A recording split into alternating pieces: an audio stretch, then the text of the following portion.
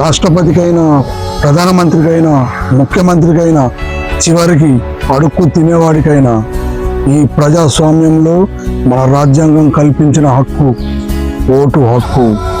ఆ ఓటు హక్కుని మద్యానికో, డబ్బుకో, దేనికో అమ్ముకోకు సోదరా.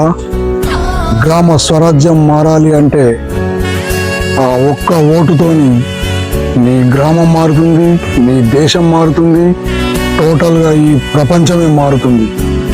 అదే నీ ఒక్క ఓటును అమ్ముకున్నావో అక్రమార్కులు రాజ్యం ఏలుతారు, దేశాలు పతనమవుతాయి, దేశాభివృద్ధి జరగదు. అందుకే దేశం అభివృద్ధి జరగాలంటే గ్రామం నుండే స్టార్ట్ చేయాలి. అది స్టార్ట్ కావాలంటే నీతోనే మార్పు జరగాలి. ప్రతి ఒక్కరూ ఓటు వినియోగించుకోండి సోదరా. సమర్థవంతమైన నాయకుడిని గెలిపించండి, గ్రామాన్ని అభివృద్ధి చేసుకోండి. అది మన హక్కు.